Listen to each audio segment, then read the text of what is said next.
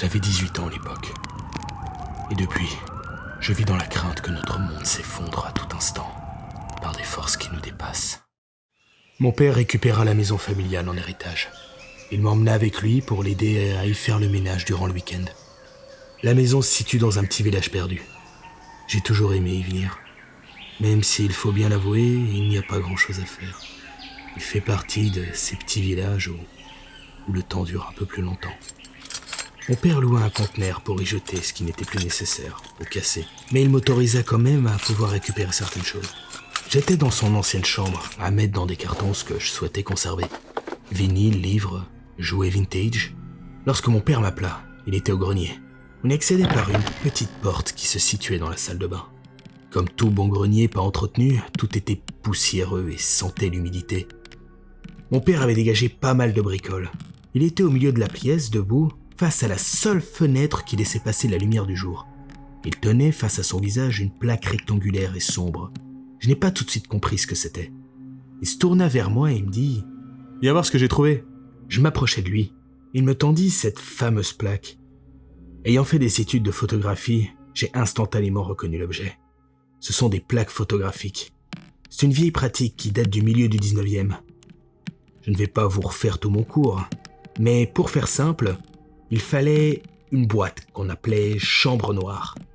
Cette boîte était en général portative et disposait d'un objectif à l'avant. Il fallait aussi un petit compartiment à l'arrière afin d'installer votre plaque, un petit rideau pour ne pas laisser passer la lumière, car les plaques étaient traitées pour être sensibles à celle-ci. On obtenait alors un négatif. Il suffisait alors de déposer cette plaque sur un papier photosensible et on obtenait notre photo. On pouvait transporter le matériel où l'on voulait, même si c'était beaucoup moins pratique que maintenant. Je tenais entre mes mains un véritable morceau d'histoire. Mon père était content de sa découverte. « Regarde à la lumière !» me dit-il. Exactement comme lui, je plaçais la plaque devant la fenêtre. On pouvait y voir 3 cyclistes dans des habits d'époque. Quelle découverte! Je me sentais un peu comme un archéologue. Il y en a toute une boîte, tu peux les avoir si tu veux. C'est vrai? Ah, c'est trop cool! Il y avait effectivement à ses pieds une boîte en bois remplie de papiers journaux qui servait à emballer chacune des plaques. Si tu veux, il y a un magasin de photos.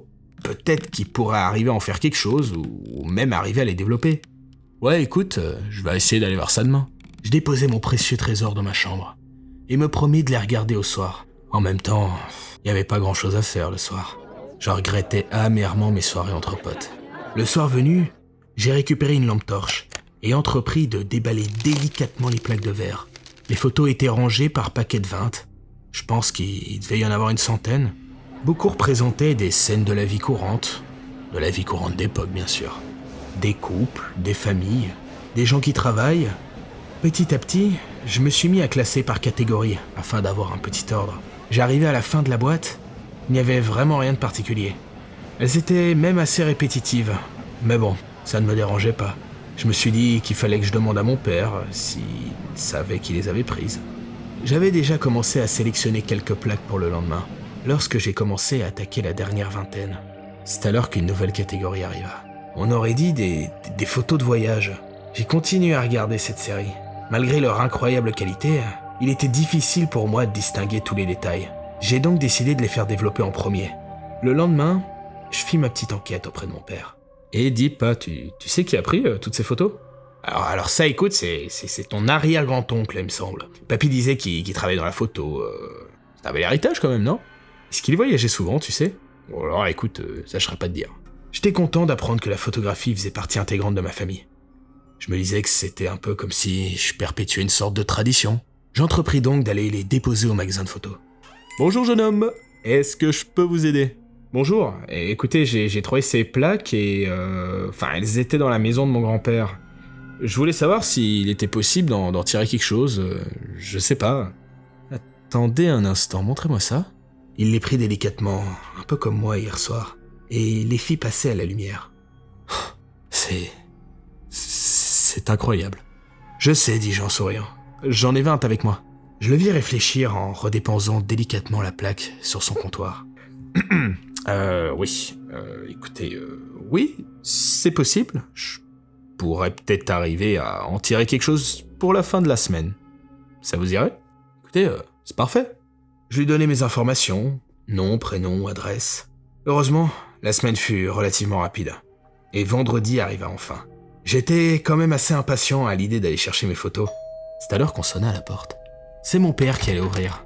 Il revint, quelques secondes après, sans avoir dit un mot, avec une caisse en bois contenant mes plaques de verre et une grande enveloppe. « Viens voir, je pense que ce sont tes photos. »« Ah bon ? Mais je devais aller les chercher en magasin normalement. »« Ouais, écoute, c'est bizarre, mais bon, t'as payé combien pour tout ça ?»« Ah ben, rien du tout, enfin, je pensais que j'allais devoir payer aujourd'hui. »« Écoute, vaudrait peut-être mieux quand même vérifier les photos, enfin, on va pas payer pour un mauvais boulot, non ?» Mon père me fit un clin d'œil. Je souris et je pris l'enveloppe et lui fis un grand sourire. « Ok, j'ai compris, » me dit mon père. « Je te laisse avec tes photos, je vais continuer de ranger, moi. » Je gravis les marches en vitesse et je m'enferma dans ma chambre. J'ouvris l'enveloppe et je commençai mon expédition avec mes photos. La qualité de celle-ci était incroyable. La première montrait un port en activité avec des bateaux amarrés et apparemment prêts à partir. La deuxième montrait un groupe d'hommes. Sur la photo, les 5 hommes portent des habits d'explorateurs, enfin, ils sont sur une plage. Je remarque le sable et quelques arbres exotiques derrière eux. Il y a, posé sur le sol, des caisses en bois et je comprends très vite qu'il s'agit là d'une expédition. Les hommes sont tous du type européen, je dirais, sauf un qui semble un peu plus local et qui devait peut-être sûrement être leur traducteur.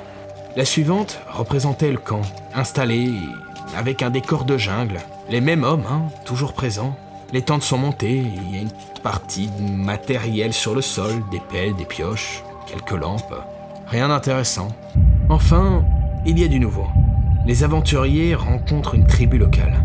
On remarque 2 explorateurs qui entourent 2 indigènes. Ils sont torse nus et portent un collier, comme une sorte de protection qui couvre leurs épaules.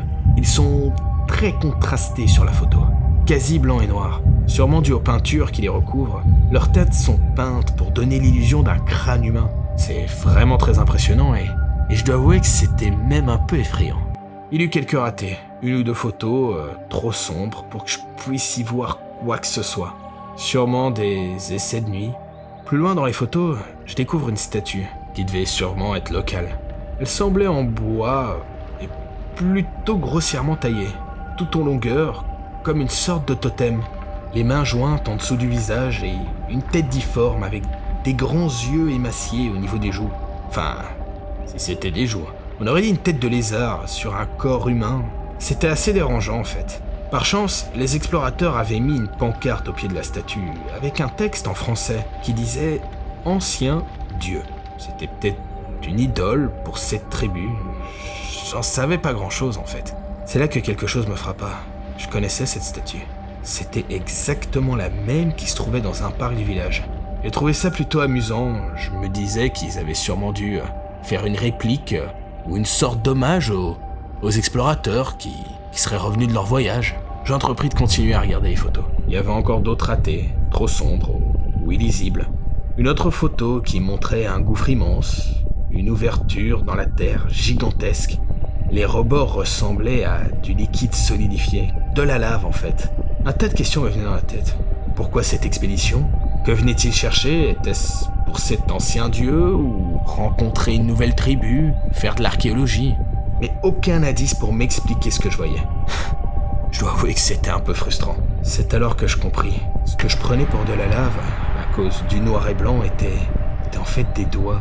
Des doigts énormes, et comme si une créature gigantesque tentait d'en sortir. La suivante était le trou en lui-même. Bien sûr, on n'y voyait pas le fond, mais la main de la créature accompagnée de son bras qui descendait dans les profondeurs de la terre. J'étais figé, incapable de dégager mes yeux de cette photo.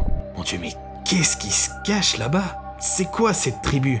Qui sont ces anciens dieux ? Est-ce qu'ils existent vraiment ? À cette question, les 2 dernières photos me l'ont confirmé. La première montrait les explorateurs, debout et armés, et à leurs pieds un cadavre, celui d'un membre de la tribu. Ils l'avaient massacré, ces salauds. Et ils en étaient fiers. La dernière était ces mêmes assassins de retour au port, avec la statue en question. Je ne me sentais pas bien. Pourquoi l'avoir prise avec eux ? Est-ce que la statue nous protégeait de ces espèces de créatures ? Une chose était sûre. Notre monde était en danger depuis que cette statue avait quitté son île. Mon père m'appela pour le dîner. Je décide de ne pas lui montrer les dernières photos. Il les regarde, satisfait du résultat, et tombe sur celle du totem. J'avais oublié de retirer celle-ci. Il reposa les photos et ne dit rien pendant un moment. Elles ne sont pas toutes là. Je devins blanc. À vrai dire, je comprenais pas. Tu les as bientôt vues, non? Lentement, je fis oui de la tête. Comment savait-il qu'il y en avait d'autres? Alors c'est que tu es prêt. Je ne comprenais rien. J'étais en même temps stupéfait et en même temps terrorisé. Je ne reconnaissais plus mon père. Il se leva, alla ouvrir la porte d'entrée. Je vis le propriétaire du magasin de photos et d'autres habitants du village. Ils s'asseyèrent devant moi. À cet instant, je ne bougeais plus. « N'aie pas peur, » dit mon père. « Je vais te raconter une histoire.